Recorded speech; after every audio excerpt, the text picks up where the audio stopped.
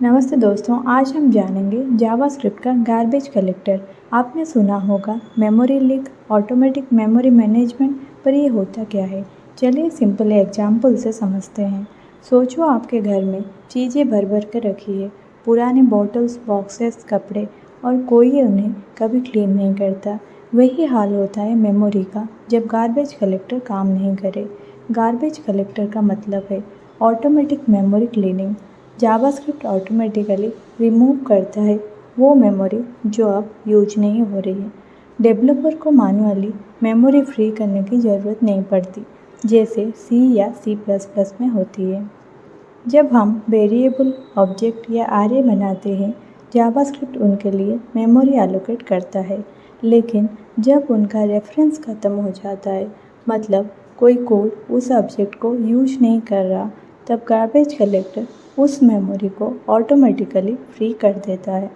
यहाँ user object memory में था, पर जैसे ही हमने यूजर इक्वल्स नल किया और रेफरेंस स्टोर किया, अब गार्बेज कलेक्टर उस मेमोरी को क्लीन कर देगा।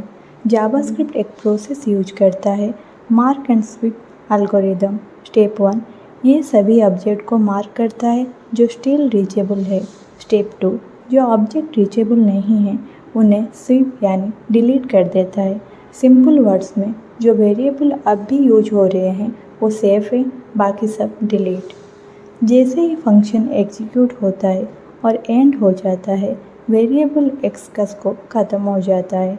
अब गार्बेज कलेक्टर उस ऑब्जेक्ट को मेमोरी से हटा देता है। आपको मैन्युअली कुछ भी करने की ज़रूरत नहीं है। पर एक बात ध्यान में रखो, अगर आप किसी ऑब्जेक्ट को ग्लोबल स्कोप में रखते हो या अननेसेसरी रेफरेंस बनाए रखते हो, तो गार्बेज कलेक्टर उस मेमोरी को डिलीट नहीं करेगा और यहाँ से स्टार्ट होती है memory leak.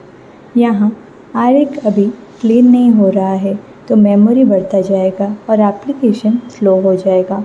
Best practices: avoid unnecessary global variable, reference को नल कर दो जब ज़रूरत नहीं हो, इंटरवल्स और इवेंट लिसनर को क्लीन करना मत भूलो।